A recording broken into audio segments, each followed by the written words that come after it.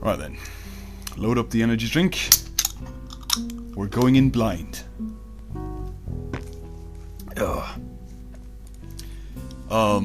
Sorry for the monster there. Or, oh hey, welcome to my home and don't mind the tentacles. By Genjin. You ever have a moment where you reflect on your choices in life and realize that it could have been better? Maybe it was a jail cell after getting caught with a beer while at an underage party. Or while walking 20 miles to a gas station on the freeway cause you were sure the car could make it to the next one only to get back and find the car is gone. Or perhaps when an angry family is staring you down after your house of cards lies but whether you'd had your face shoved into your aunt's wedding cake. That sounds sexual. Okay, the last one was more like a single lie than a house of lie cards, and it was a wise-faced one at that. Literally, the cake had Irish cream frosting. So delicious. All of the above? Wow, really? I was being rhetorical, but cool, we have some stuff in common then. No, wait, I mean, I never did any of them. Moving on. Well, I was having a moment like that, you see, though quite a few orders of magnitude greater. To be expected when hanging upside down and staring into a writhing mass of tentacles of rage or rape. Both prospects were the worst case scenarios in my book, and both seemed entirely plausible at that point. My mind was awash with many an idea of my valiant escape. In fact, a spell was already the tip of my brain to help me flee from the creature before banishing it. My mighty cranial prowess would see me through the day, or it would if it wasn't drawing a blank except for one thought repeating ad infinitum while staring at the tentacles. My body is not ready. The writhing mess of slimy grey appendages encasing a glaring or leering pair of demonic green eyes inside the red circle upon my study room's floor. That shouldn't have been a big deal. Really, it shouldn't have, but how was I supposed to know the house would shudder and knock over my containment candles like that? I could see the obituary now. Reclusive unicorn, green with orange hair and a bell cutie mark, found dead in study, covered in tentacle sucker marks. Cause of death assumed to be extremely scandalous in nature. The next day would contain reports of gossipy Canterlot nobles going apoplectic trying to figure it out. It was lowering me down more and it was lowering me down and more were grabbing onto me. This was the gruesome finish to my short and time in Equestria. I scrunched my eyes closed and prayed to the one true deity of this world to deliver salvation unto me. Oh, Celestia's sweet and perfect plot, I don't want to die. Save me, Great One! By the order of... Wait, the feminine screaming wasn't mine? I'd know, I was just listening to it. Opening my eyes a scooch, I looked to the noise to see of one very freaked out purple alicorn and 4 equally horrified mares that color all the colors of the rainbow. They looked quite familiar, because I knew who they were. Yay! Maybe I wouldn't be raped and or killed, and not in that order. Just one at a time, necessarily? The one great plot had delivered me unto salvation. Wait. Where was the literal rainbow of the group? Hiya! Oh, there she is. Karate Pegasi kicking my fleshy bindings. Silly Rainbow Dash, you can't overpower tentacles. That's not how it works in the stories. The more you struggle, the worse it'll be. Why am I falling? Ow! Ha! Take that, freak! Dang it, Rainbow. Get away before he gets you. Kill it, kill it, kill it, kill it! I'm going to, Rarity. Stop shaking me. It has no mouth. It has no mouth! How can he eat cupcakes without a mouth? Rubbing my sore head, I started to stumble my way towards the odd side of the 5 stars of certain cartoon series. If I didn't hear wet slapping of flailing limbs trying to catch a living Skittles ad of a mare behind me, I might have found this rather comical. Applejack had her lasso out and was trying to rope some of the riding mass while Twilicorn was trying to pry a visibly panicked Rarity from her barrel, all while closing the eye next to her down, turning an upside-down airside Pinky was screaming into. Oh, and Fluttershy was sobbing behind the fern in the upstairs hallway.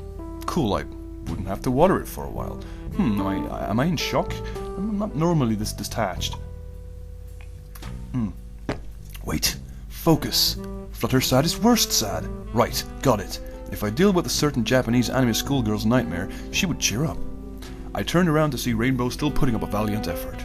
Luckily for her, I'd had the attic removed to make a vaulted ceiling, so she had some room to maneuver in. Still still, she was covered in slime at this point and slowing down from gunked-up wings, so I knew Broken Dreams and the Crying Game was coming soon.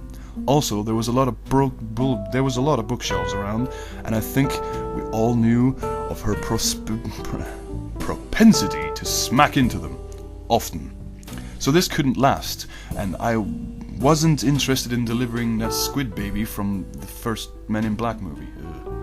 I smacked my 2 front hooves together loudly for attention. I didn't feel a thing, because they are made from dead cells. I missed my hand.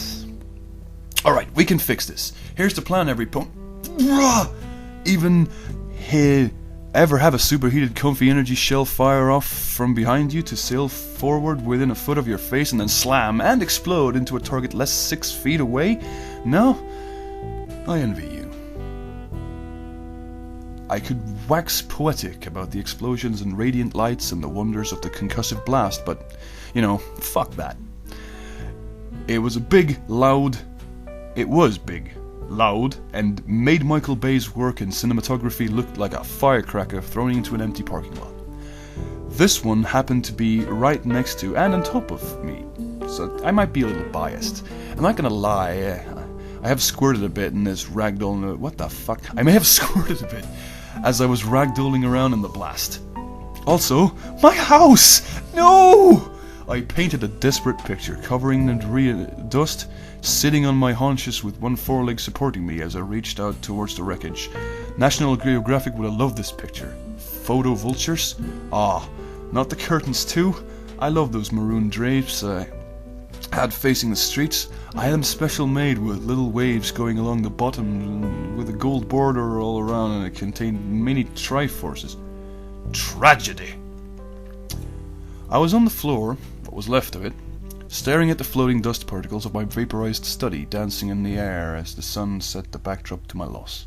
Little was left of my home save the opposite corner, which didn't have a second floor, and just my bedroom, which was now missing a wall.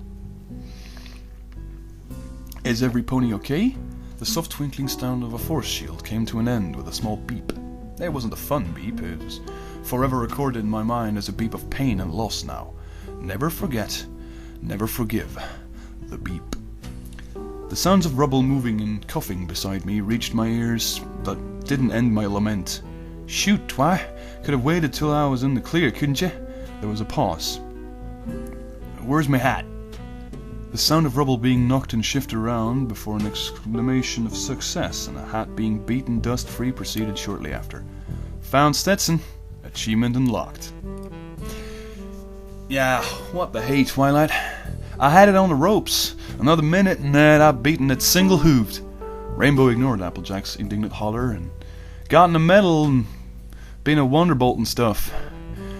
She landed and ruffled her ruffled feathers while looking towards Twilight with a ruffled expression. Who the Pegasi have wings, so you can make all the bird reference you like. It's a free pass.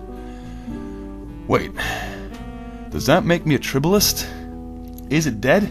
Please say it is. It was ever so dreadful. The hesitant sound of a high-strung high society mare. I guess she was off her manic killing panic, now that the abomination is out of sight. Wow, that was super cool, Twilight. Didn't know you could do that with the horn glowing blue and the blast destroying a house. I hope it was insured. Hey, mister, your house is insured, right? And then this creature was a boosh and the whole house came down, and it's insured, right, mister, cause it's totally gone now. And Twilight's the sweet sound of a gagged Pinkie Pie. Twilight will want to wipe the slobber off her hoof later, I imagine. Wow, this was just like an episode of the show, just with more property damage and personal suffering than I had expected. Also, I doubt Hasbro would have had that thing in the show, even in the Japanese version. More's the pity. Before the portable purple mortar cannon could start voicing what was likely an eloquent and thoughtful reply to all questions therein, I interjected with what was left. Wait, no. I interjected with was. I can't even speak anymore. I interjected with that I felt likely the piece de resistance to her queries. Wow. What the hey did you do to my home? Her ears folded back and her lips, all plump and sweet-looking, closed up to a full-blown pout. Now, you haven't been in Questia, so you're not wanting to know, but there's no preparing you for a sad pony face. Just no preparing. Also, also, it'll take over your soul if you're not careful. Over the last year here, I'd managed to develop a technique in dealing with this. Though it wasn't particularly pretty, I implemented my secret technique before she could start laying into me with the poutiness. Hey, no worries about the house. I was planning on renovating from scratch anyway. Yep, this just saves me the time. It's already demolished now. Just accept the loss as quickly and vigorously as possible, no matter what it was. End of story. Deal with it. Oh no, she's scrutinizing me with squinted eyes and everything. I can feel the scrutining. My laugh was too awkward. I should have tried harder. Oh well, After a moment of scratching her chin with her free hoof, Pinky was still talking into the other one. She nodded and beamed her trademark smile of friendship. Okay then, you alright? Yeah, buddy, you all there? You were a mighty fine pickle there, weren't you? Yeah, I'm cool, totally cool. You know, alright, chillin', I'm good. You? How about you all? Smooth, man, smooth. Being in front of the main six was finally starting to set in for you. Don't blow it, man. You look horrid with this god-awful color palette as it is. Don't be a chump. Rainbow Dash was snickering to her roof idly. Fucking wall. She was snickering to her roof while idly fluttering her wings in amusement. Do you usually go for the slimy grey octopus types? You might want to consider dating folks less grabby. Oh, you raspy-voiced, lovable ball of awesome, you. Still, better do some damage control before they think I'm some kind of fetishist perv with a magic circle in his basement second-story study. What? Good old Cthulhu, whatever. Nah, that was just a one-time deal. Trying to get a quickie in before dismissing her. You know how it is, and with beings of ancient power. I was leaning against a shattered support beam, one of the few things still standing in my home debris land. A lot of thing. Buffing my hoof with my eyes closed, a picture of cool. Of course, after a while of silence, I opened my eyes to gauge the reactions to my awesome. I didn't think they'd be stuck silent by my powers of pure swag, but I wouldn't complain.